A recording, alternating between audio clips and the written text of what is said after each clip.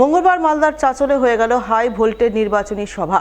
উত্তর মালদার চারজন কংগ্রেস প্রার্থীর সমর্থনে নির্বাচনী জনসভা করলেন কংগ্রেসের সর্বভারতীয় নেতা রাহুল গান্ধী। সভামঞ্চ থেকে তিনি রাজ্যের তৃণমূল সরকারের যেমন সমালোচনা করেন, তেমনি কড়া ভাষায় আক্রমণ শানান কেন্দ্রের বিজেপি সরকারের বিরুদ্ধে। মঙ্গলবার মালদার চাঁচলে হয়ে গেল হাই ভোল্টেজ নির্বাচনী সভা।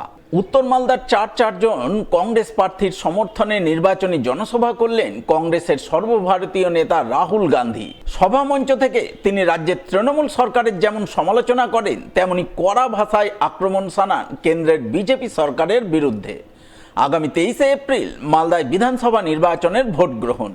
তাই আসন্ন নির্বাচনকে পাখির চোখ করে মালদায় কংগ্রেসের পুরনো ঘাঁটি পুনরুদ্ধারে মঙ্গলবার মালদায় নির্বাচনী প্রচারে আসেন কংগ্রেসের সর্বভারতীয় নেতা রাহুল গান্ধী। তিনি চাঁচলের কলমবাগান মাঠে জনসভা করেন। চাঁচলের কংগ্রেস প্রার্থী আসিফ মেহবুব, মালতীপুরের প্রার্থী মৌসম নূর, রতুয়ার প্রার্থী মোত্তাকিন আলম এবং হরিশ্চন্দ্রপুরের প্রার্থী মোস্তাক আলমের সমর্থনে আয়োজিত এই সভায় কংগ্রেস নেতাকর্মী সহ সাধারণ মানুষের ভিড় উপচে পড়ে। রাহুল গান্ধী বেলা 1টা নাগাদ হেলিকপ্টারে চেপে সভাস্থলে পৌঁছান। তিনি হেলিকপ্টার থেকে নেমে সভামঞ্চে পৌঁছানো মাত্রই কংগ্রেস নেতাকর্মীদের মধ্যে ব্যাপক উৎসাহ উন্মাদনার ছবি নজরে আসে। ভিড়ে ঠাসা সভায় বক্তব্য রাখতে উঠে কংগ্রেসের সর্বভারতীয় নেতা রাহুল গান্ধী প্রথমেই বিজেপির বিরুদ্ধে জোরদার আক্রমণ শানান। এক হাত নেন রাজ্যের তৃণমূল সরকারকেও। ये अंबेडकर जी की फोटो है। इन्होंने अपनी जिंदगी संविधान के लिए दी, पूरी जिंदगी इन्होंने संविधान के लिए दी, एकता के लिए दी, भाईचारे के लिए दी। आज इनका जन्मदिन है और उसी संविधान को बीजेपी के लोग, आरएसएस के लोग, नरेंद्र मोदी खत्म करने में लगे हुए हैं। जो आपके साथ एसआईआर में हुआ, जो आपके नाम काटे गए, वो संविधान के खिलाफ काम था। आप घबराइए मत।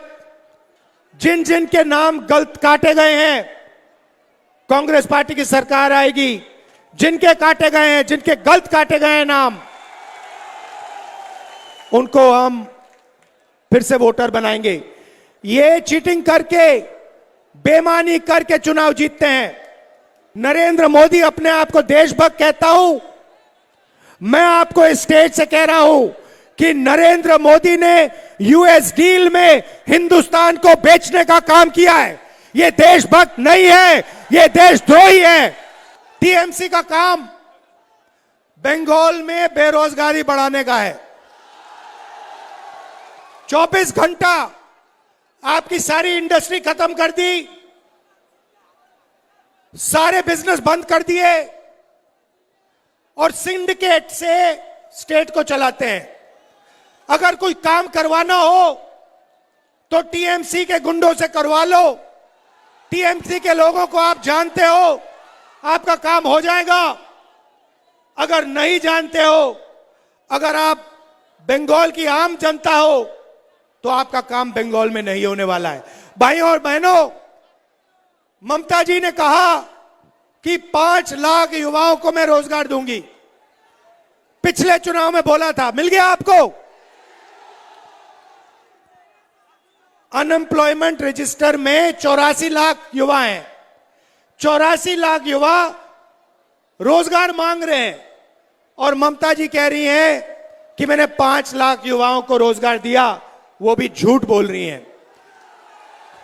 ये सारा का सारा जो आपके खिलाफ हो रहा है, एसआईआर हो रहा है, वोट चोरी हो रही है, इसको तृणमूल नहीं रोक सकती है।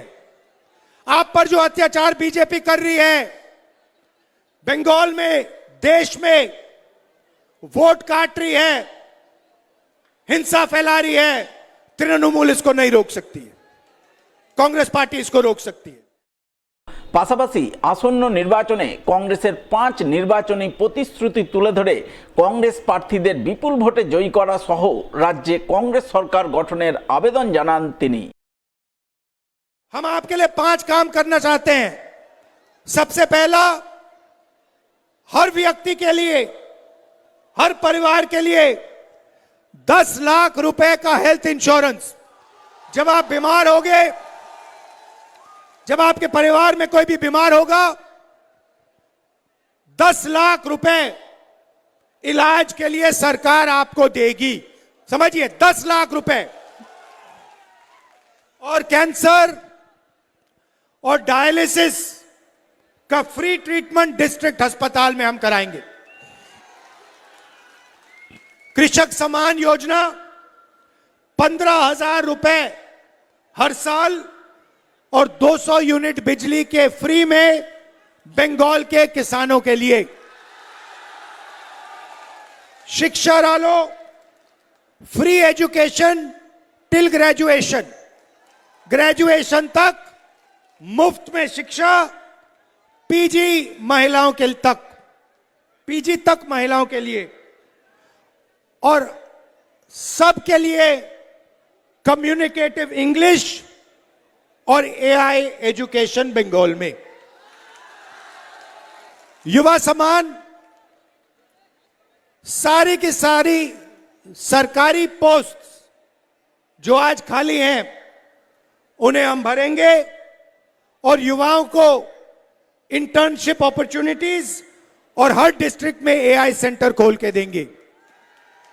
और महिलाओं को सीधा बैंक अकाउंट में, केरला में जैसे करते हैं, तेलंगाना में, केरल में जैसे करने जा रहे हैं, 2,000 रुपए बैंक अकाउंट में हर महिला को हर महीने। भाई और बहनों, कांग्रेस पार्टी के हमारे जो कैंडिडेट्स हैं उनको भारी बहुमत से आप जिताइए, विधानसभा भेजिए और यहां पे बंगाल में कांग्रेस पार्टी की सरकार बनाइए। মঙ্গলবার মালদার কালিয়াচকে নির্বাচনী জনসভা করলেন অল ইন্ডিয়া মজলিসে ইত্তেহাদুল মুসলিমিন অর্থাৎ মিম পার্টির সর্বভারতীয় সভাপতি আসাউদ্দিন ওয়েসি। এদিন তিনি সুজাপুর এবং মোথাবাড়ির দলীয় প্রার্থীর সমর্থনে নির্বাচনী জনসভা করেন কালিয়াচকের কারবালা মাঠে। জনসভায় মিম পার্টির নেতাকর্মী সহ বহু সাধারণ মানুষের উপস্থিতি নজরে আসে। মিম পার্টির সর্বভারতীয় সভাপতি আসাউদ্দিন ওয়েসি সাহেব মঞ্চে ওঠা মাত্রই দলীয় নেতাকর্মী সহ সাধারণ মানুষের মধ্যে ব্যাপক আনন্দ উচ্ছ্বাসের ছবি নজরে আসে। সভামঞ্চে বক্তব্য রাখতে গিয়ে তৃণমূল এবং বিজেপির বিরুদ্ধে একযোগে আক্রমণ শানান তিনি। রাজ্যে বিজেপিকে তৃণমূল ডেকে নিয়ে এসেছে বলে তিনি অভিযোগ করেন। এছাড়াও রাজ্যের বর্তমান পরিস্থিতি, বিশেষ করে কালিয়াচক, সুজাপুর এবং মোথাবাড়ির অনুন্নয়নের অভিযোগ তুলে তিনি সুর চড়ান। সার্বিক উন্নয়নের জন্য মিম পার্টির প্রার্থীদের আসন্ন নির্বাচনে জয়যুক্ত করার আবেদন জানান তিনি। सबसे ज्यादा करप्शन हुआ, सबसे ज्यादा लूट मार हुई। कैग की रिपोर्ट कहती है कि 100 करोड़ रुपये सैलाब आया, बारिश हुई दी गई, तो ममता बनर्जी के टीएमसी के लोगों ने चोरों की तरह मिलकर उस पैसे को खा लिया और गरीबों को इसमें कुछ फायदा नहीं पहुंचाया। मैं ममता बनर्जी को बोलना चाह रहा हूं, ममता बनर्जी, तुम जितना गाली दे सकते मुझे गाली दो, मैं रुकने वाला नहीं हूं, मैं डरने वाला नहीं हूं। तुम मुख्यमंत्री हो, तुम्हारा काम था कि गरीब मुसलमानों के नाम एसआईआर में डिलीट ना हो। तुम्हारी सरकार ने क्या किया? तुम्हारा काम था कि तुम हेल्प डेस्क बनाते, तुम्हारी सरकार का काम था कि तुम गरीबों को कागज बना कर देते। मगर आज ममता बनर्जी मगरमच्छ की आंसू रो रही है। মঙ্গলবার মালদার রতুয়া বিধানসভার বামফ্রন্ট মনোনীত সিপিআইএম প্রার্থী জহুর আলমের সমর্থনে ভোট প্রচার চালালেন সিপিআইএমের রাজ্য নেতা সৃজন ভট্টাচার্য। এদিন তিনি বাম প্রার্থী সমর্থনে নির্বাচনী সভা করেন রতুয়া বিধানসভার পুকুরিয়া মোড় স্ট্যান্ড এলাকায়। সভায় হাজির ছিলেন সিপিআইএমের রাজ্য নেতা সৃজন ভট্টাচার্য, সিপিআইএম জেলা সম্পাদক কৌশিক মিশ্র, সিপিআইএম প্রার্থী জহুর আলম সহ অন্যান্যরা। এদিনের সভায় সিপিআইএম নেতা সৃজন ভট্টাচার্য তৃণমূল বিজেপির বিরুদ্ধে একযোগে আক্রমণ শানান। এসআইআর, ধর্মীয় মেরুকরণের রাজনীতি ইত্যাদি নানান ইস্যুতে বিজেপি তৃণমূলের কড়া সমালোচনা করেন এবং রুটি রুজির স্বার্থে রতুয়া বিধানসভায় বামফ্রন্ট মনোনীত সিপিআইএম প্রার্থী জহুর আলমকে জয়ী করার আবেদন জানান।